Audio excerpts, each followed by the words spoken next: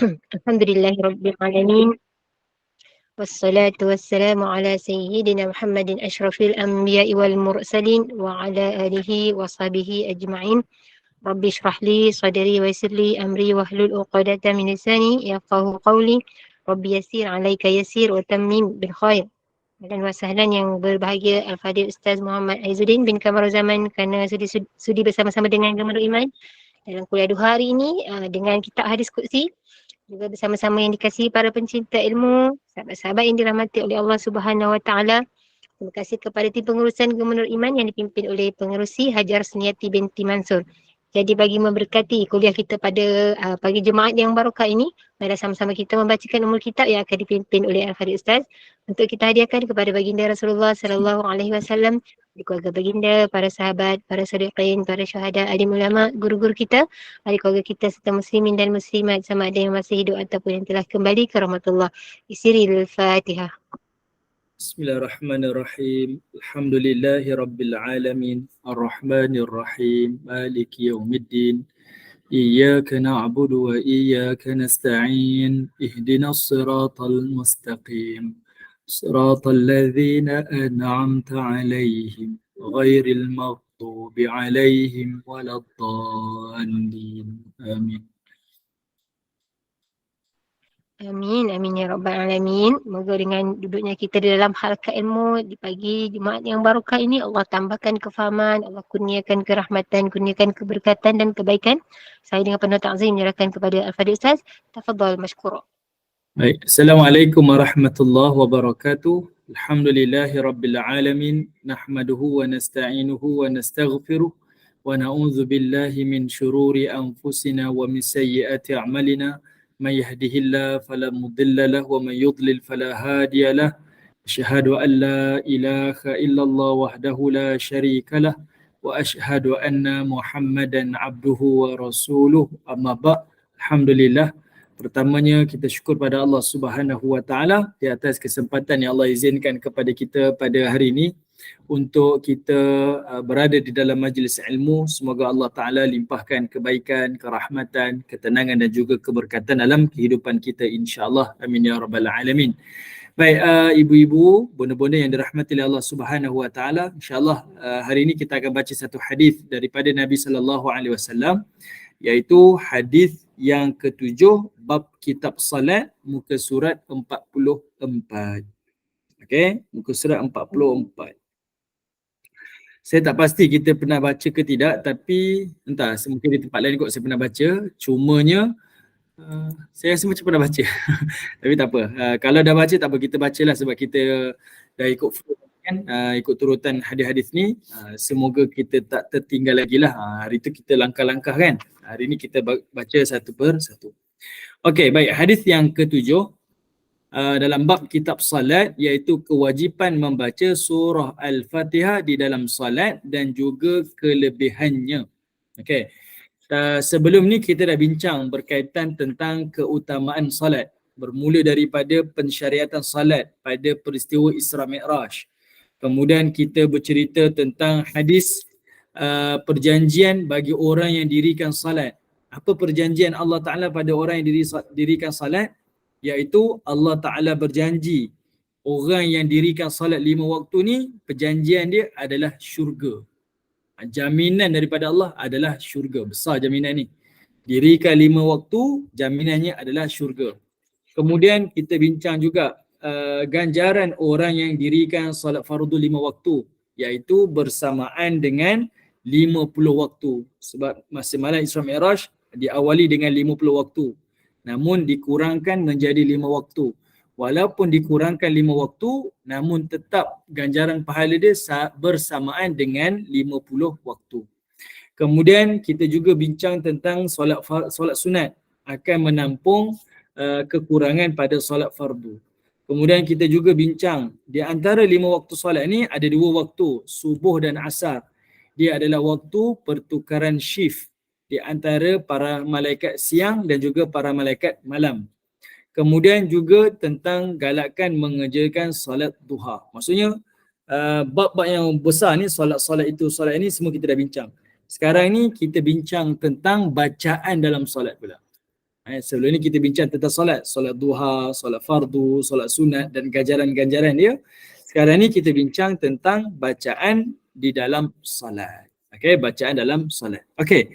Hadis yang kita bincang ni adalah hadis riwayat Al-Imam Muslim dan hadis ni adalah sahih. Okey, hadis ni adalah sahih. Riwayat daripada Abu Hurairah radhiyallahu an. Kata Abu Hurairah, anin Nabi sallallahu alaihi wasallam qal, sesungguhnya daripada baginda Nabi sallallahu alaihi wasallam, baginda telah bersabda. Nabi kata apa? Man shalla salatan lam yaqra fiha bi ummil Quran fahiya khidaj. Kata Nabi SAW, siapa yang dirikan salat dan salatnya itu tidak dibacakan ummul Quran, iaitu tak baca Fatihah, maka kata Nabi SAW, salatnya itu khidaj. Khidaj ni artinya kurang, tak sempurna. Ghairut tamam, kata Nabi. Ghairut tamam. Dia tak sempurna. Dia ada kekurangan dia. Okey, kekurangan dia ataupun tidak sempurna. Okey. Faqila li Abi Hurairah. Maka ada seseorang tanya pada Abu Hurairah. Abu Hurairah ni dibawa hadis ni. Nabi kata kena baca Fatihah dalam solat. Siapa yang tak baca Fatihah dalam solat, solatnya tak sempurna. Nabi sebut macam tu. Jadi ada orang yang dengar hadis ni daripada Abu Hurairah, dia pun tanya pada Abu Hurairah, inna nakunu wara'al imam. Dia kata sesungguhnya aku solat di belakang imam. Aku ni solat jamaah, makmum. Faqala, maka kata Abu Hurairah, iqra' biha fi nafsika fa inni sami'tu Rasulullah sallallahu alaihi wasallam yaqul. Kamu bacalah Fatihah itu sendiri-sendiri sebab aku telah mendengar baginda Nabi sallallahu alaihi wasallam telah bersabda sekian. Okey, maksudnya apa? Hadis yang dibawakan oleh riwayat Imam Muslim ni nak tunjukkan, pertama, Abu Hurairah ni dia bawa satu hadis daripada Nabi. Nabi kata bacaan Fatihah ni adalah satu perkara yang menyempurnakan salat. Tak baca Fatihah tak sempurna salat. Ada sahabat Nabi dengar. Minta maaf, bukan sahabat. Ada seseorang ni dengar daripada hadis riwayat Abu Hurairah ni. Lalu dia pun tanya, habis kalau saya solat belakang imam, macam mana pula? Saya kena baca Fatihah ke? Saya nak kena baca Fatihah ke? Ataupun saya hanya dengar imam baca Fatihah? Faham tak? Dia tanya soalan ni kan? Perlu saya baca Fatihah ke? Ataupun saya hanya dengar imam baca Fatihah? Lalu kata Abu Hurairah, kamu iqra' biha fi nafsik. Bacalah Fatihah tu dalam diri kamu. Maksudnya baca. Sebab apa kamu kena baca? Lalu dia pun kata, sebab aku telah dengar Nabi SAW bersabda. Apa sabdaan Nabi? Yang inilah bicara tentang keutamaan surah Al-Fatihah. Okey, peringkat awal ni ibu-ibu faham ke? Apa kita bincang peringkat ni? Jelas? Faham Ustaz? Jelas Okey, jadi peringkat awal ni lah yang dipegang oleh kebanyakan ulama, antaranya khusus mazhab Syafi'iyah. Bacaan Fatihah di dalam solat hukumnya adalah wajib. Bacaan Fatihah dalam solat hukumnya adalah wajib. Okey. Kalau dalam mazhab lain dia adalah pandangan-pandangan yang lain. Tapi pandangan dalam mazhab Imam Syafi'i, hukumnya adalah wajib baca Fatihah sama ada imam ataupun makmum. Okey, ada dalam mazhab yang lain bacaan imam itu menanggung bacaan makmum. Ada juga. Tapi kita tak bincanglah Dalam mazhab Imam Syafi'i, bacaan Fatihah ini adalah hukumnya wajib. Melainkan makmum yang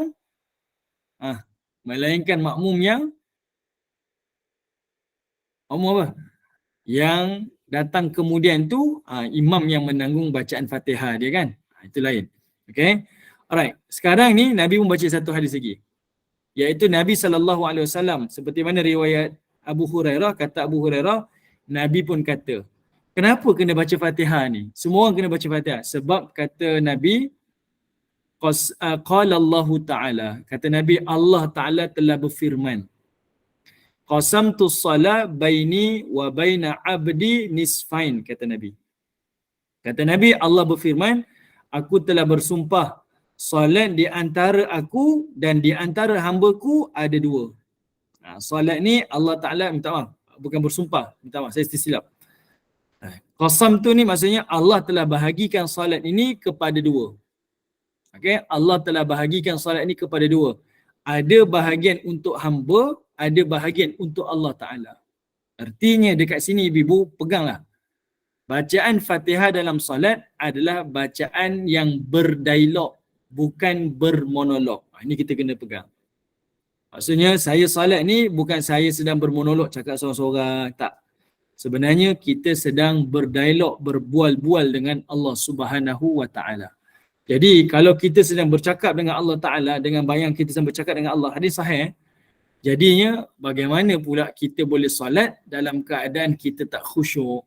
Baca kita tengah solat dalam keadaan otak kita merewang-rewang. Kita solat dalam keadaan kita tak ingat bilangan. Ini adalah satu perkara yang sangat mengaibkan lah. Sebab kita sedang berhadapan dengan Tuhan Rabbul Alamin, Tuhan yang sangat besar. Jadi sudah tentulah bacaan yang kita bacakan ini mestilah dalam keadaan kita sedar. Bayangkan kita jumpa dengan seorang penguasa, raja, kita cakap dengan raja ataupun berbual dengan orang ni dalam keadaan otak kita merewang-rewang. Kita cakap kita tak sedar dah. Kita dah fikir benda lain dah. Sudah tentulah dia perkara yang sangat mengaibkan lah. Jadi apabila kita membaca Fatihah di hadapan Allah Subhanahu Wa Ta'ala, perlulah kita sedar saya bukan bermonolog dalam solat, tapi saya sedang berdialog dengan Allah Ta'ala. Faham benda ni ibu-ibu, percayalah kita akan rasa lebih sedap untuk solat. Kita akan rasa lebih lazat untuk solat. Sebab rupa-rupanya saya sedang berbual-bual dengan Allah Ta'ala. Kita cakap macam ni, Allah balas macam ni.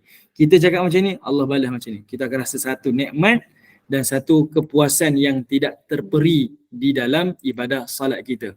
Sama ada solat fardu maupun solat sunat. Okey? Ini kita sedang berbual-bual dengan Allah Subhanahu Wa Ta'ala. Okey, baik. Apa yang kita bualkan di dalam solat? Okey, Allah Ta'ala kata bacaan dalam solat ni dipecah pada dua. Ada bahagian aku, maksudnya ada bahagian aku iaitu Allah dan ada bahagian hamba-Ku. Bila kita baca Fatihah, maka Allah Ta'ala akan jawab. Setiap bacaan tu ayah bil ayah, satu ayat ke satu ayat ada jawapan daripada Allah Ta'ala. Ada balasan jawapan daripada Allah Ta'ala. Wa fi riwayatin li Ibni Majah wa Abi Daud wa Tirmizi ziyadah. Pada riwayat Ibnu Majah, Abu Daud dan Tirmizi ada penambahan. Ada penambahan. Okey, hadis tu ada tambahan. Iaitu fanisfuha li wa nisfuha li abdi. Iaitu kata Allah Ta'ala, satu bahagian untuk aku dan satu bahagian adalah untuk hamba-Ku. Okay, maksudnya kalau hadis riwayat Abu Hurairah, riwayat Imam Muslim ni, Allah Ta'ala kata, solat ni terbahagi kepada dua. Antara aku dengan hamba-Ku, berhenti dah. Tapi kalau riwayat Imam Tirmizi, Ibnu Majah dan juga Abu Daud ditambah lagi. Iaitu Allah kata, sebahagian untuk aku dan sebahagian untuk hamba-Ku. Okey. Kalau ibu-ibu yang ada kitab tu, ibu-ibu tanda dekat situ. Okey. Sekejap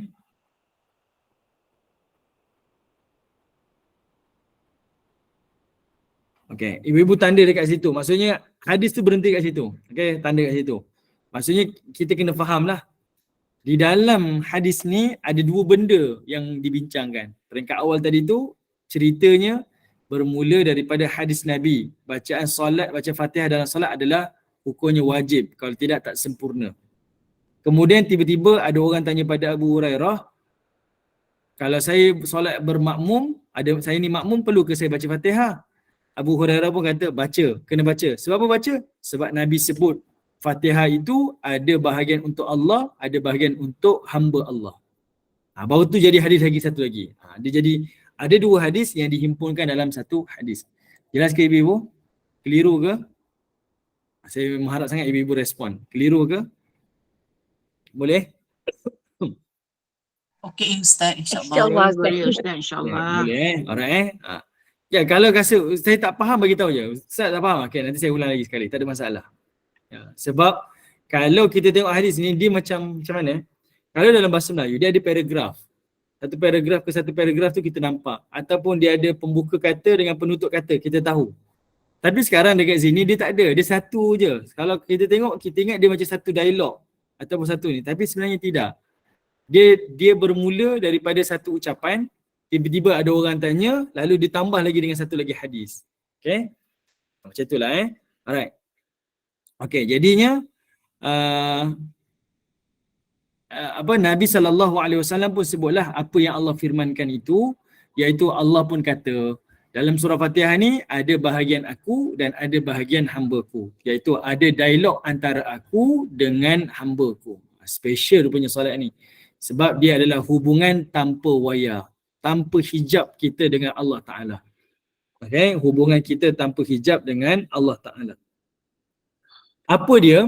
Okay, pertama, sebelum tu, pada ibadah salat ni, pada bacaan Fatihah ni, sebenarnya dia terbahagi kepada 3 bahagian. Okay. Dia terbahagi kepada 3 bahagian.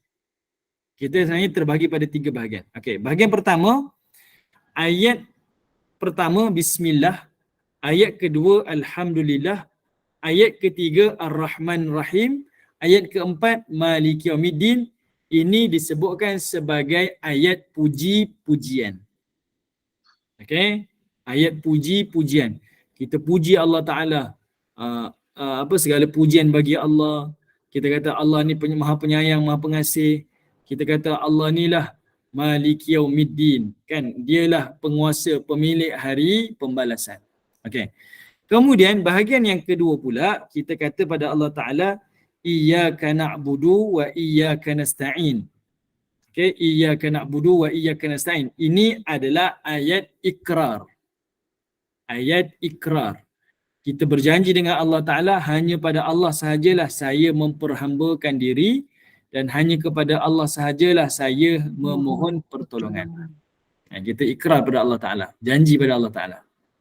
Manakala ayat ke-6 dan ayat ke-7 itu adalah doa. Okay, kita minta Allah berikan petunjuk dalam hidup kita dan tunjukkanlah jalan yang orang yang Allah berikan nikmat, orang yang beriman, dan bukan jalan yang Allah murkai dan bukan jalan orang yang Allah sesatkan. Okay, itu adalah ayat-ayat yang disebut dalam surah Fatihah ni lah, dibagi pada 3. Okay, dibahagikan kepada 3. Sebab itu kalau kita baca Fatihah, sebahagian daripada ulama qiraat ni dia baca Fatihah, dia sambung ayat dia, Bismillahirrahmanirrahim, Alhamdulillahi Rabbil Alamin, Ar-Rahmanir-Rahim, Maliki Yaumiddin. Dia betul situ. Kemudian dia baca, Iyyaka na'budu wa iyyaka nasta'in. Dia beza itu. Lepas tu, Ihdinas siratal mustaqim, siratal ladzina an'amta alaihim ghairil maghdubi alaihim waladdallin. Sebab ada orang yang baca Fatihah ni disambung. Dia nak sambung daripada ayat pertama sampai ayat 7, boleh, sambung je lah. Boleh, tak ada masalah. Tapi kalau dia faham, dia akan disambung pada 3 bahagian tu. Bahagian pertama, ayat pujian. Kita sendiri tahu ni ayat pujian dan kita masa baca tu kita tahu ni pujian saya pada Tuhan. Kemudian ada ayat ikrar. Okey, saya berperasan. Bonda Nurzilah tadi tanya. Okey, ayat pertama, Bismillah tu sampailah pada ayat yang keempat, itu namanya ayat pujian. Kita puji-puji Allah Ta'ala. Kemudian ayat 5 tu ayat ikrar. Kita berjanji pada Allah. Kita hanya perhambakan diri pada Allah dan kita hanya berdoa pada Allah Ta'ala, minta pertolongan Allah. Ayat 6 dan ayat 7 itu ayat doa. Kita berdoa pada Allah Ta'ala, apa yang kita hajatkan. Okay, dia ada kumpulan dia lah. Dan sebenarnya inilah seni doa yang Allah Ta'ala sebut dalam surah Fatihah. Bila kita nak berdoa, jangan terangkat tangan, Ya Allah bagilah murah rezeki Allah. Ya Allah bagilah anak saya Noh ni berjaya cemerlang di sekolah. Dia tak terus angkat tangan doa. Tapi antara seninya, adab dalam berdoa ni, pertama mulakanlah dengan pujian-pujian kepada Allah. Pujilah Allah, biar banyak pun tak apa. Ya Allah, Kau lah Maha Pengasih, Maha Penyayang. Ya Allah, Kau lah sahaja yang tahu tentang dosa-dosaku. Ya Allah, Kau lah yang Maha Kaya, Kau lah yang Maha Pemurah. Kita pujilah Allah sebanyak-banyaknya. Barulah kita akan rasa, Ya Allah, Kau sebenarnya lebih besar daripada masalah aku. Kalau tidak, kita rasa apa? Kita rasa masalah kita lagi besar. Akhirnya kita tak berjiwa besar lah. Sebab itu pentingnya berdoa ni, dan kita rasa doa kita tu dimakbulkan sebab waktu kita berdoa diawali dengan pujian pada Tuhan tu, kita akan rasa Allah segala-galanya, dia lebih besar daripada masalah saya. Masalah saya kecil sangat, Allah Maha besar, dan dia akan memberikan bantuan penyelesaian pada masalah-masalah yang kita hadapi. Okey? Itu pentingnya, faham. Lepas kita dah puji Allah Ta'ala ni, maka kita sebutlah, wahai Tuhan, Engkau lah yang aku sembah. Kita bagi tahu kita ni, Engkau lah Tuhan yang hanya aku sembah. Engkau lah Tuhan yang aku hanya minta pertolongan. Engkau lah Tuhan tempat aku merintih. Engkau lah Tuhan tempat aku mengadu. Kita tunjukkan sifat perhambaan kita. Tunjukkan sifat perhambaan. Letakkan diri kita paling rendah di sisi Allah Ta'ala.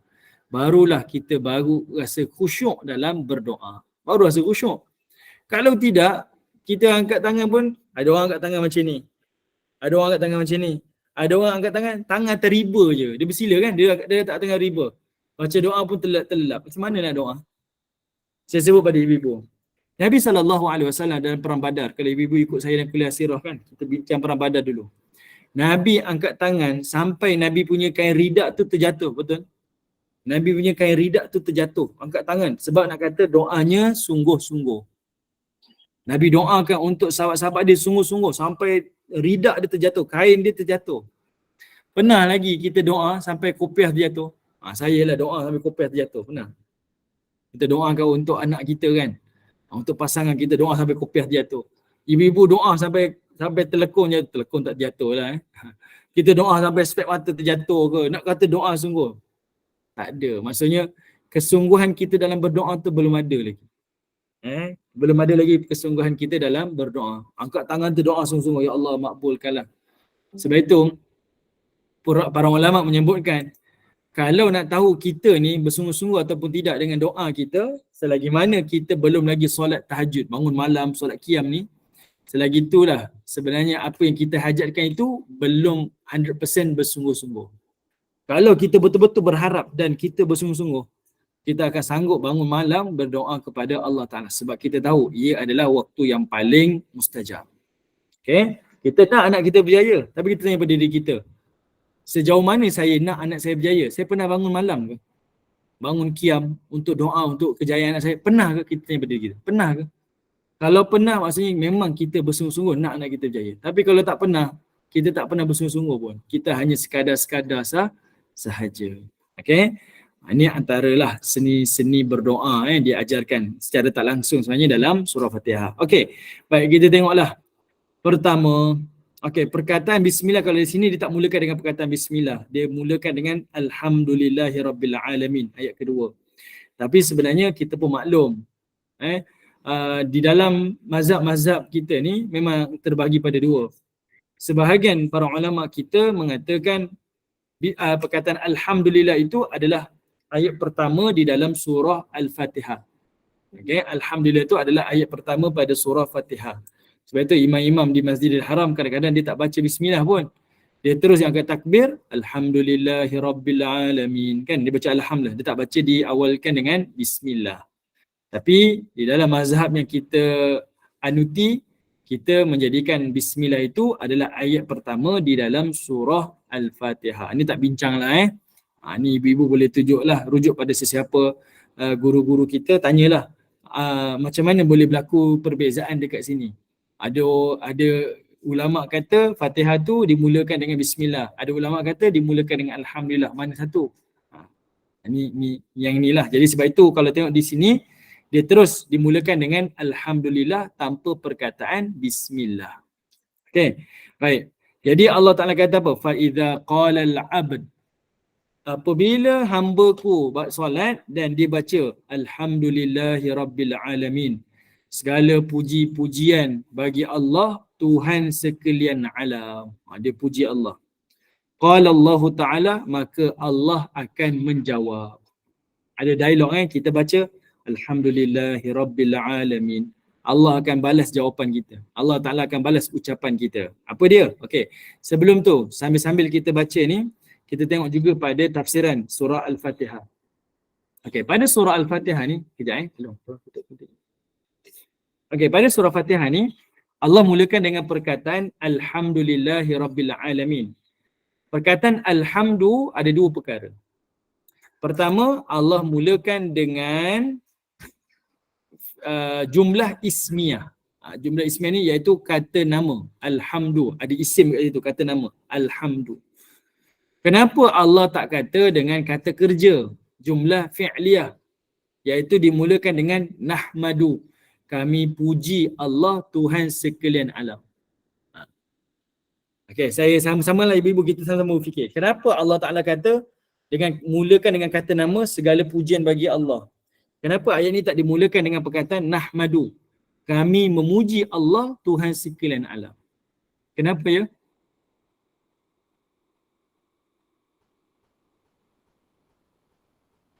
No idea. Okey, rasanya ada 76 orang ni, saya nak tengok ada tak yang sudi. Ayat memuji Allah kan Ustaz? Memuji Allah. Kenapa kita tak kata nahmadu, kami puji Allah Ta'ala? Saya ni, soalan saya ni suka macam tu kan. Dia, ni kan Quran, biarlah nak tulis apa. Tapi saya suka bertanya tu sebab bawalah kita berfikir. Maknanya bukan kita seorang yang puji tapi sekalian alam. Tapi kenapa tak digunakan perkataan nahmadu? Segala kami semua ni sekalian alam ni puji engkau wahai Allah. Ayat tu tak digunakan kami memuji, tapi digunakan perkataan alhamdu, segala pujian. Okeylah, baik-baik. Tak apa. Okey, baik, tak apa. Dia sebenarnya benda ni faham kalau kita tahu maksud apa isim, apa fi'il tu kita faham lah. Okey. Macam ni. Saya nak mudah macam ni ibu.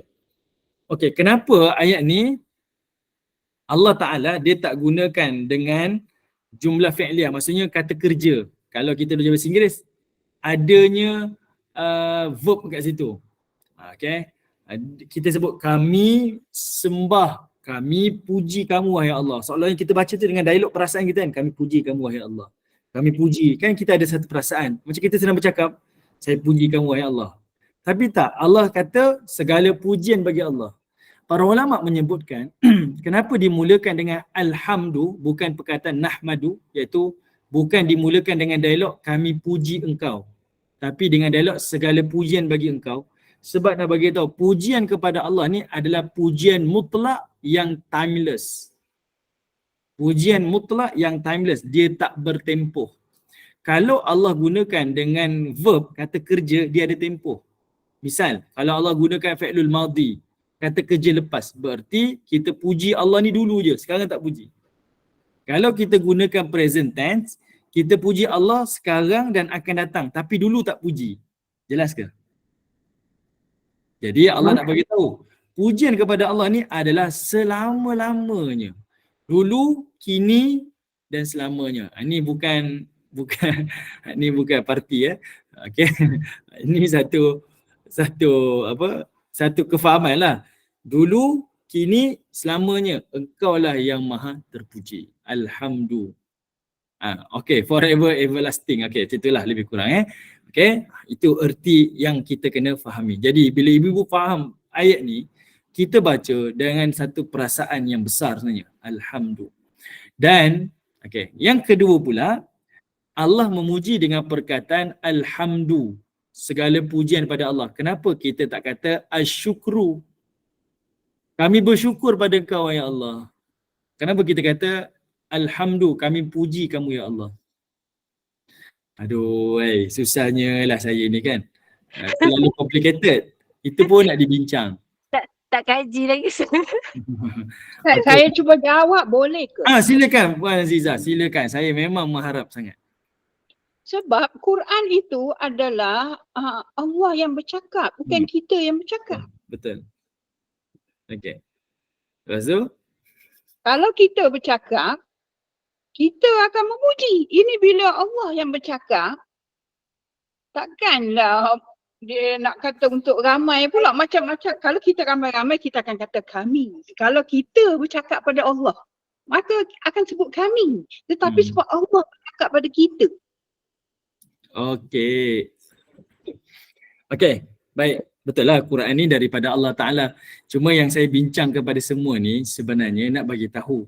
Pemilihan kalimat dalam Quran ni para ulama bincang, bukan saya bincang sebenarnya. Saya cuma ambil yang ada dalam kitab tafsir, saya keluarkan dalam bahasa saya lah supaya kita faham. Kalimah yang Allah pilih dalam Quran dia adalah kalimah yang paling tepat. Dan bila kita sendiri baca ayat ni, kita faham sungguh. Dia bukan sekadar kita baca, tapi kita faham. Saya puji Allah ni dengan perkataan Alhamdulillahirrabbilalamin. Kita dapat nikmat Alhamdulillah. Itu bukan berarti saya puji sekarang. Tapi pujian Allah Ta'ala ni adalah pujian mutlak. Dulu, kini, selamanya. Itu maksud saya sebenarnya. Bukan saya tanya kenapa Allah kena kata macam tu, kenapa tak kata macam ni. Bukan. Tapi saya nak biar kita tahu kalimah yang digunakan ni adalah kalimah yang paling tepat. Okay, kalimah yang paling tepat. Saya mohon maaf lah kalau apa yang saya katakan ni orang jadi salah faham pula. Ustaz ni duk komplain. Bukan komplain, bukan duk bertanya-tanya. Tapi yang saya cuba sampaikan ni adalah untuk kita betul-betul faham kenapa digunakan penggunaan kalimah-kalimah ni. Okay, minta maaf lah kalau tersalah faham. Okay, baik. Okay. Perkataan alhamdu ni, pujian ni, para ulama kata, kenapa Allah tak gunakan perkataan asyukuru, kami syukur pada Allah? Sebab perkataan alhamdu ni dia merujuk pada dua maksud sebenarnya. Alhamdu, iaitu kita puji Allah dan kita bersyukur pada Allah. Maksudnya pada kata alhamdu ni adalah kita sedang puji, dalam masa sama kita sedang bersyukur. Kami puji engkau wahai Allah dan kami juga bersyukur pada engkau wahai Allah. Dia tak sama kalau digunakan perkataan al-syukru, kita hanya kata kami bersyukur pada engkau. Tapi pujian belum ada lagi. Pujian belum ada lagi. Tapi kalau kata alhamdu, saya puji dan saya berterima kasih. Dia dua maksud tu dalam satu perkataan. Tu dia punya, okay, betul. 2 in 1. Sebab tu dia lebih besar perkataan tu, alhamdu. Okay, jadi bila kita kata alhamdulillah rabbil alamin, kan kita dapat nikmat. Saya dapat nikmat, saya nak kata ya Allah terima kasih. Tapi kita kata alhamdulillah, artinya saya cakap terima kasih Allah dan saya sedang puji Allah Ta'ala. Itu alhamdulillah. Bau ada dekat hati ni ada rasa alhamdulillah. Kita tengah cakap ya Allah terima kasih dan kita sedang puji Allah Ta'ala. Okay, baik. Yang kedua, iaitu pada perkataan alhamdu ni, dia ada beza. Hamdu, hamadah, ha, mim, dal, hamadah dengan perkataan madah.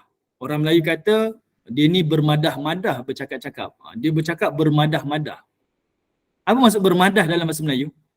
Pernah dengar tak perkataan bermadah dalam bahasa Melayu? Pernah kan? Madah. Tak pernah dengar? Bersastra. Madah bersastra. pujangga. Yalah, bermadah pujangga kan. Orang Melayu kan sebut madah. Madah ni macam bersastra lah. Bahasa yang melankolik kan, bermadah. Okey. Dalam bahasa Arab, madah ni mim, da, ha yang ni. Madah tu artinya pujian juga. Ha, mim, dal, pujian.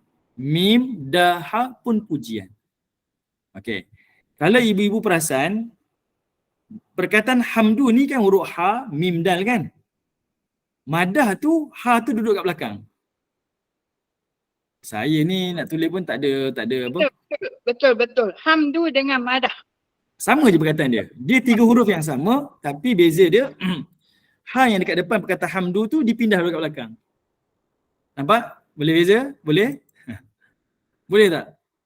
Boleh. Boleh, okey. Alright, ibu-ibu nampak okey. Apa beza perkataan madaha dengan perkataan hamada? Dua-dua bererti pujian. Perkataan yang asal sama, betul Bonda Nur Hashimah.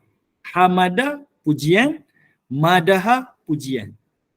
Okey, ha yang kat hamada tu pindah kat belakang dia akan jadi madaha. Okey, madah. Madaha pujian, hamada pujian. Beza dia apa? Beza dia kalau kita okey, kalau kita puji orang yang kalau kita puji orang yang tak ikhlas. Bonda memang cantik pun. Bonda memang cantik dalam hati. Contohlah.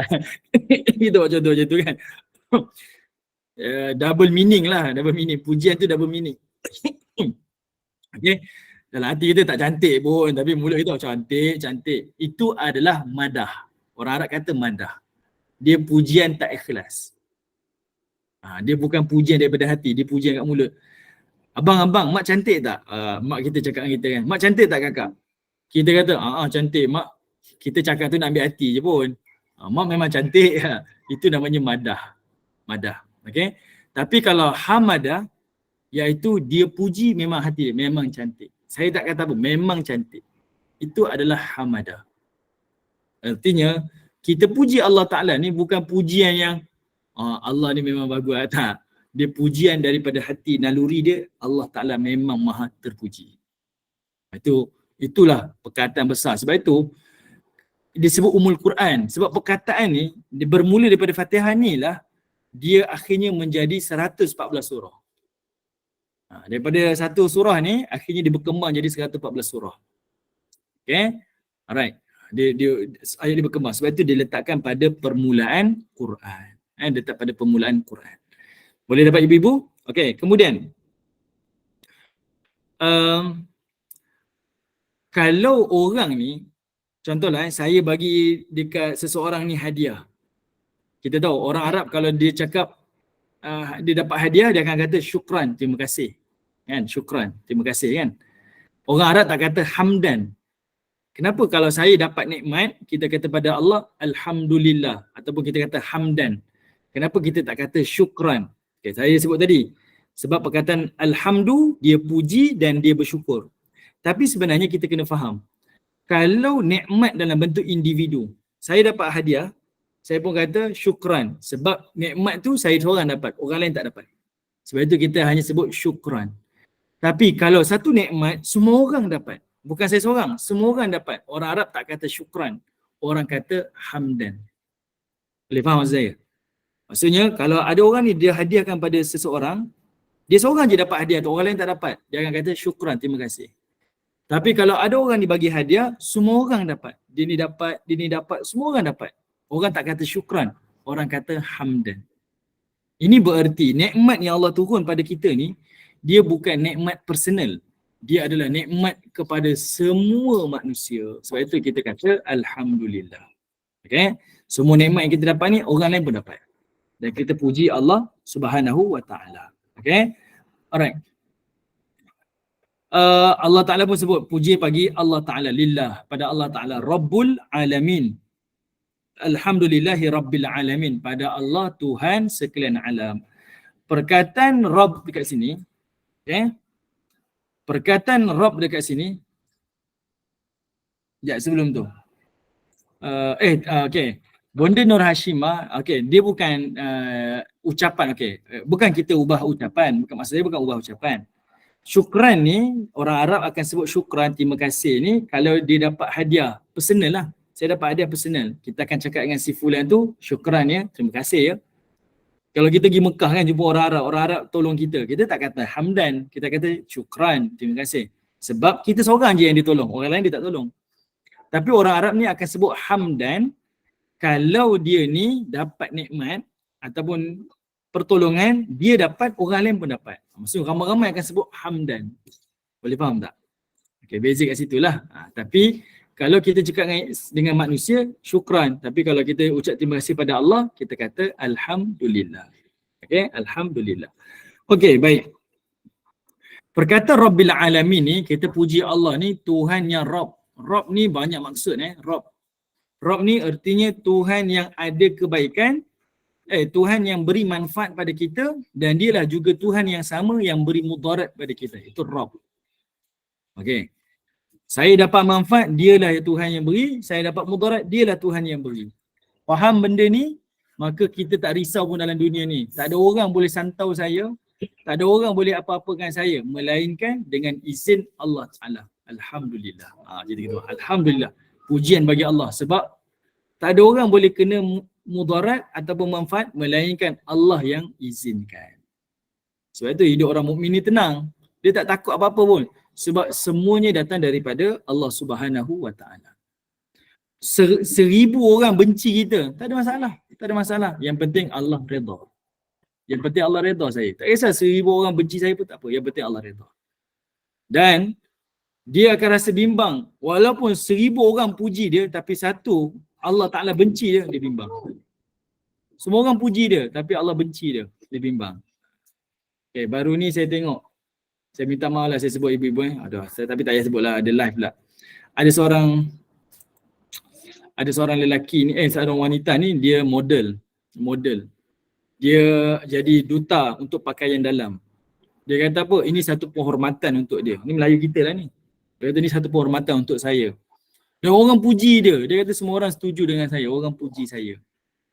Puji dia lah. Penghormatan untuk dia. Kita kena ingat satu perkara. Manusia puji kita, tapi kalau Allah keji kita, tak ada apa-apa pun. Tak ada apa-apa pun faedah untuk kita sebenarnya. Kalau manusia semua puji kita, tapi kalau Allah benci kita, tanggunglah azab dia. Biar manusia benci kita, tapi Allah Ta'ala redha pada kita. Itu sebenarnya yang paling utama. Okay? Itu yang paling utama lah. Yang itu memang kena ingat sungguh. Dalam hidup kita tu macam itulah. Apa yang kita buat, bukan fikir apa yang orang kata lah, tapi fikir Allah kata. Itu perkataan Rabb. Lepas tu bila kita angkat tangan, Ya Rabbi, Ya Rabbana, dia bukan sekadar hanya di mulut, tapi dia berbekas dalam hati kita. Baca doa tu kan, kita sebut perkataan Rabb, Rabb, Ya Rabb. Kita faham, Rabb tu, engkau lah Tuhan yang beri manfaat dan engkau Tuhan bagi mudarat. Orang lain tak mampu buat. Dan Rabb juga dia bererti Allah lah yang mengurus dan mentadbir alam ni. Bukan orang lain. Allah lah yang urus, Allah lah yang takbir alam ni. Bukan orang lain. Itu keimanan kita, i'tiqad kita. Segalanya daripada Allah Ta'ala. Dan Rabb juga adalah Allah jugalah yang mendidik kita. Itu Rabb. Allah jugalah yang mendidik kita. Sebab itu disebut sebagai tarbiyah.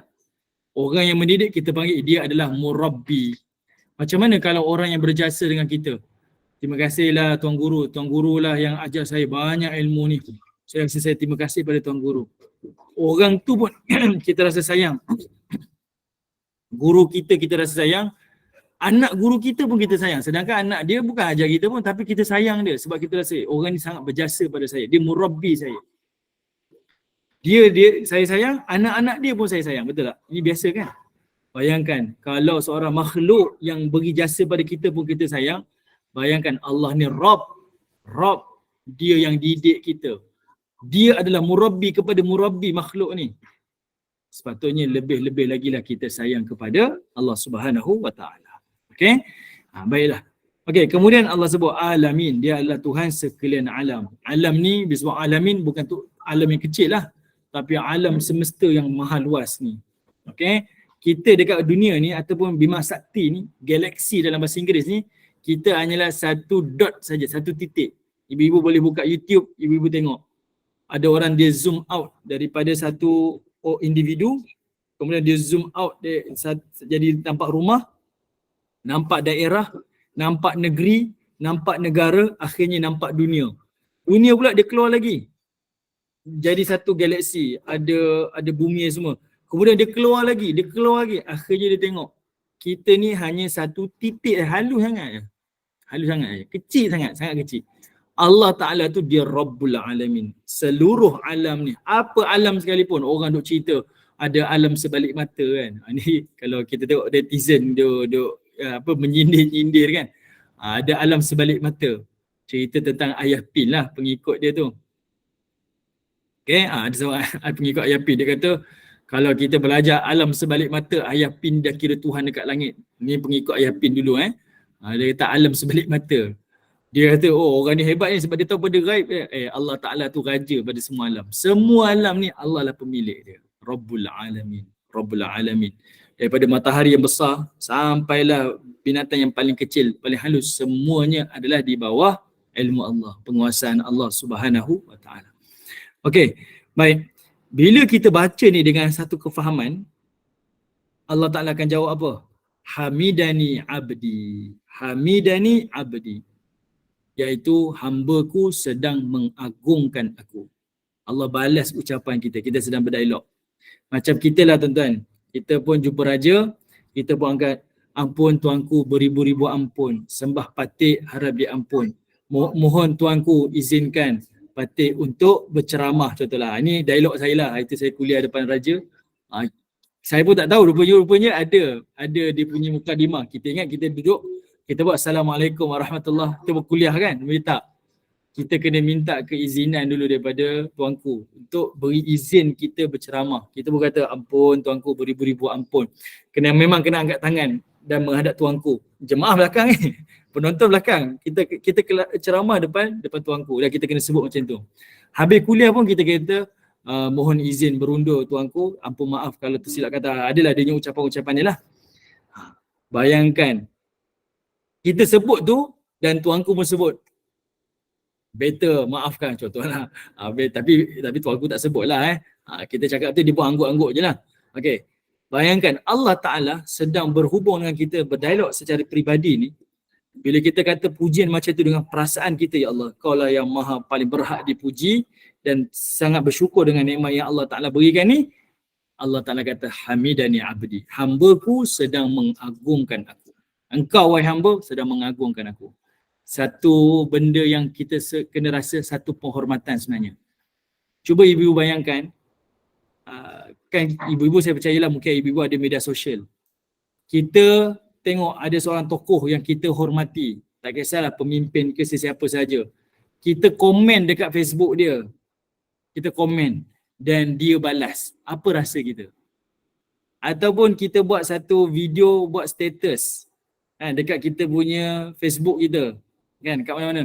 Yang respon tu, yang komen dengan status kita ni sesuatu tokoh yang kita memang hormati. Apa perasaan kita? Kita rasa macam, uish, saya dihargai. Tak payahlah kalau saya komen. Saya tak ada apa-apa lah. Okay, kalau orang lain, dia rasa macam, wow, jangan main-main Sultan komen saya ni. Contohlah, anak Sultan ni, komen saya ni. Anak raja komen saya punya Facebook ni. Kita rasa macam, satu penghormatan. Kita pun screenshot lah. Sebab kita rasa, dia komen kita secara private kan. Kita ada rasa satu penghargaan. Bayangkan Allah Ta'ala pemilik alam yang maha luas ni, dia jawab hamidani abdi. Segala pujian kepada hamba-Ku. Besar ucapan ni. Okey, kemudian wa fi riwayatil li Ibni Majah ziyadah. Okey. Dalam riwayat Ibnu Majah ditambah apa? Iaitu wali abdi ma sa'al. Maksudnya kata Allah Ta'ala, apabila hamba-Ku berkata ataupun apabila hamba-Ku meminta dengan perkataan Alhamdulillahi Rabbil maka aku jawab, kata Allah. Macam itulah. Ibu-ibu kena nampak saya minta maaf, kat teks ni dia bersambung-sambung. Dia rasa macam kalau kita tak biasa baca teks hadis ni, kita rasa macam pening. Kenapa ayat ni ada ni? Sebenarnya dia ada beberapa teks hadis, matan hadis yang berbeza tapi digabungkan. Sebab tu dia tulis macam tu. Kalau riwayat Ibnu Majah ada penambahan perkataan. Apa perkataan dia macam ni. Ibu-ibu boleh abaikan je lah. Poin ni yang penting, Allah kata kalau hamba-Ku berkata Alhamdulillah Rabbil Alamin, aku jawab macam ni. Dan dia kata wa idza qala, dan apabila hamba-Ku membaca Ar-Rahman Ar-Rahim, Engkaulah Tuhan yang Maha Pengasih dan Engkau Tuhan yang Maha Penyayang. Okay. Maka Allah Subhanahu Wa Taala pun akan jawab, Athna alayya abdi. Hamba-Ku sedang memuja-muja aku. Hamba-Ku sedang memuja-muja aku. Okay. Baik. Ibu-ibu yang dirahmati oleh Allah Subhanahu Wa Taala, kita tengoklah sedikit perkataan Ar-Rahman Ar-Rahim. Ar-Rahman Ar-Rahim.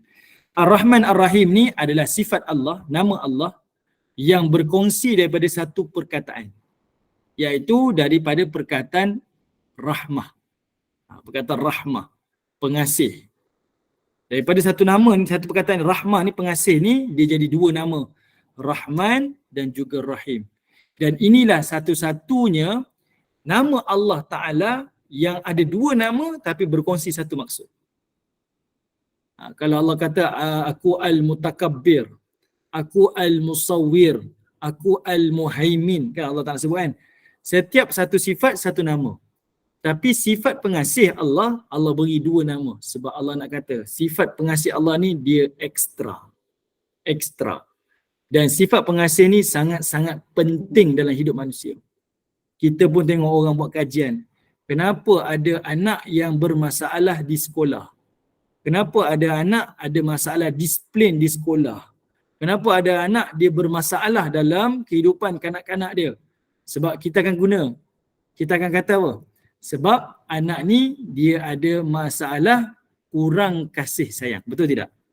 Biasa kita akan jumpa orang keluarkan dia punya point of view dia, kenapa jadi macam ni? Sebab anak ni dia kurang kasih sayang, kurang perhatian daripada ibu bapa dia. Allah cuba tunjukkan kepada kita, manusia yang Allah ciptakan ni, dia tak akan terlepas daripada Rahman dan Rahim Allah. Punya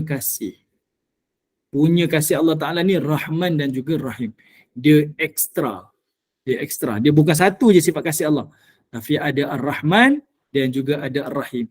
Kalau manusia ni terbabah juga tak tahulah, itu adalah pilihan dia. Tapi Allah Ta'ala, dia adalah Rahman dan dia adalah Ar-Rahim. Jelas ke ibu? Boleh faham ke? Okay? Boleh faham? Allah Ustaz. InsyaAllah. Nampak letih je semua. Okay. Okey Ustaz. Bonnie Norizan nak tanya soalan ke? Patut tekan. Okay. Cik Ha. Assalamualaikum, nak tanya kita Salam. sayang ni macam mana? Macam mana? Ni kita tahu kita nak Allah sayang kita, macam mana dia kita tu? Okey, baik. Macam mana kita nak Allah Ta'ala sayang kita? Baik. Kita nak Allah Ta'ala sayang kita, sudah pastilah jawapannya mudah lah kan? Bukan mudah lah. Jawapan yang secara mudahnya iaitu buat apa yang Allah suka dan tinggalkan apa yang Allah tak suka. Tapi praktikalnya memang susah lah. Praktikal memang susah. Tapi nak buat apa yang Allah suka, yang nak Allah suka kita ni, itulah jawapan yang paling mudah. Buat apa yang Allah suka, tinggalkan apa yang Allah tak suka. Misal macam kita dengan suami kita, bang, apa yang boleh saya buat bang untuk abang sayang saya? Buat apa yang abang suka lah. Yang abang tak suka jangan buat. Tu je. Betul tak? Buat tu sahaja. Apa yang Allah perintah, lakukanlah. Apa yang Allah tak suka, tinggalkanlah. Dan Nabi pun sebut kan, kita dah terlepas dah 10 waktu yang sangat istimewa tu. Salah satu kita nak raih cinta Allah, iaitu beribadah pada 10 awal Zulhijjah. Semua ibadah tu Allah cintai. Kita nak Allah cinta kita ni, inilah waktu dia. Pada 10 awal Zulhijjah. Ataupun juga salah satu tanda kita nak Allah cintai kita adalah ikuti Nabi. Kenal Nabi, cintai Nabi dan ikuti apa yang Nabi buat.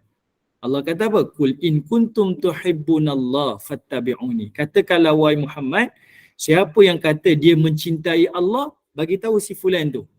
Ikut aku. Siapa aku? Ikut Nabi SAW. Kena ikut Nabi. Macam kita lah kata pada anak dara kita. Kakak, kalau si fulan tu betul-betul suka kakak, jumpa bapak dulu. Biar dia jumpa bapak dulu, bapak nak tanya dia. Kita letakkan satu syarat kan. Dia nak kawan kakak boleh, tapi jumpa bapak dulu. Jangan buat kerja belakang bapak. Kita letak syarat. Kita setuju, tapi kena jumpa bapak dulu. Biar bapak nak jumpa dia, nak tangan. Nak cakap hati laki dengan laki lah. Biar ada ni juga. Ceritalah. Allah Ta'ala letak syarat. Kalau kamu cintai Allah, jalan dia, kamu kena ikut jalan Nabi. Dan Allah jamin apa? Yuhibbukumullah. Cinta kamu tu tak akan bertepuk sebelah tangan. Allah akan membalas cinta kita. Yuhibbukumullah. Wa yaghfir lakum dhunubakum. Dan Allah juga akan mengampuni dosa-dosa kita. Okay? Untuk dapat cinta Allah ni salah satunya adalah untuk kita kenal Nabi, cintai Nabi dan ikuti baginda Nabi SAW. Okay? Boleh Okay, boleh Cik Ha? Alright. Sekarang ni kita